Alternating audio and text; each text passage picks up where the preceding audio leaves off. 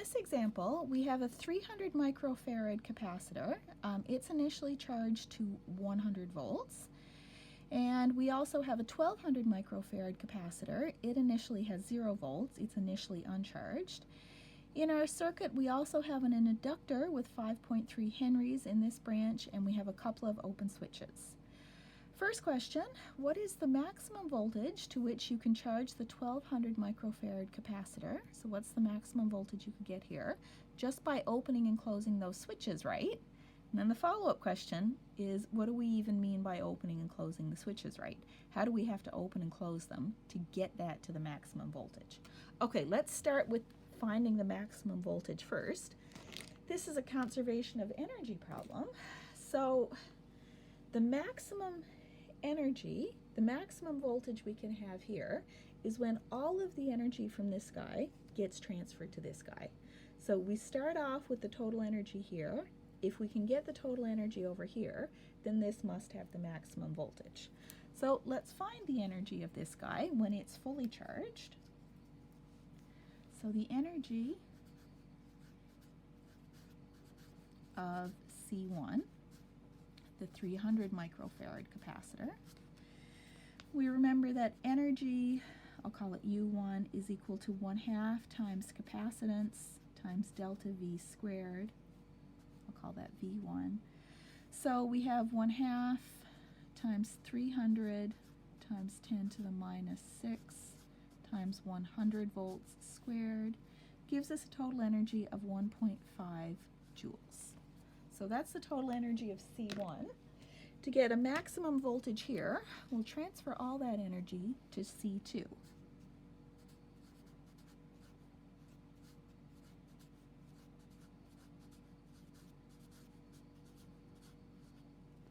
So the total energy on C2 is going to be 1.5 joules, and that's going to be 1/2 times C2 times delta V2 squared. That means that delta V2 is going to be 2 times U2 divided by C2 and take the square root. So 2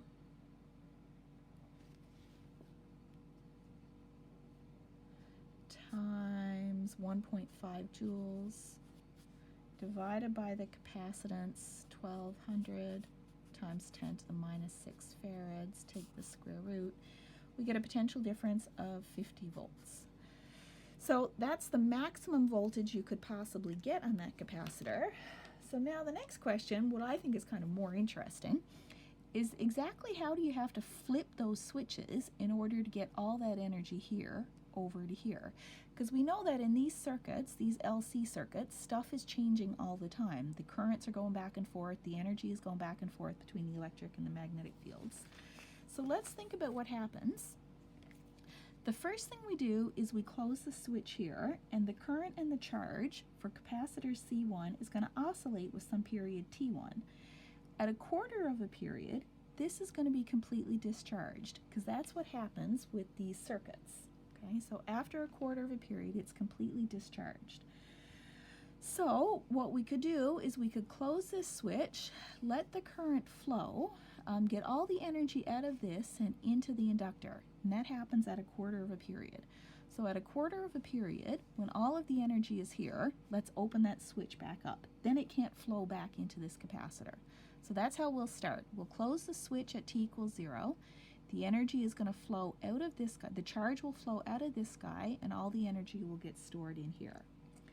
So if all of the energy is in here at a quarter of a period of this guy, let's close this switch at that time, because we want the energy from here to start going into this guy. So at a quarter of a period of this cycle, we'll close this. Well, that means this is going to start charging up, current is going to start to flow, and this is going to get totally charged at a quarter of its cycle. So after a quarter of a period here, let's open that switch back up, and then that's going to be fully charged. It'll have the maximum energy. Okay, that was a lot of words in a short time. Let's try and summarize it a little bit. So the proper opening and closing of the switches, step 1 is close the first switch at t equals 0. So that means current and charge start to flow in this circuit. So that's what happens then. Step 2 we're going to open S1 back up at time equals a quarter of the period of oscillation of this circuit. And we're doing that because then that's when this is completely discharged and all of the energy has gone into the inductor. So a period is equal to 2 pi over omega. Omega is 1 over root LC, so we put this in our expression and we get a quarter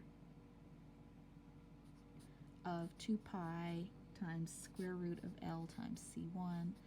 So that specific time would be 0.063 seconds. So we're going to open up S1 at 0.063 seconds. Well, then what do we do next? The next thing we do is we want the energy to start transferring off the inductor onto C2.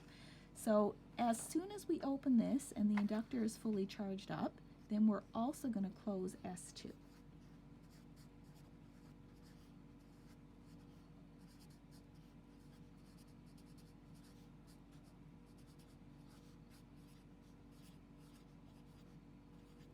So that the charge can start to flow and C2 can start charging up. How long do we leave that switch closed for? Well, we leave it closed for a quarter of a cycle of this oscillating circuit so that it can get fully charged up. So we open S2 at a quarter of a cycle after time 0.063 seconds. So this amount of time would be equal to a quarter times 2 pi over omega 2, which would be a quarter times 2 pi times the square root of L times C2. And that amount of time would be equal to 0.125 seconds.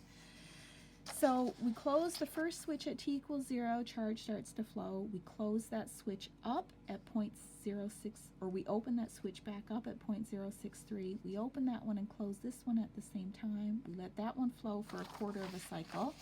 So we open that switch back up at 0.063 plus 0.125, 0.1875 seconds. So if you open and close the switches at that time, that's when you'll get the maximum voltage on that second capacitor.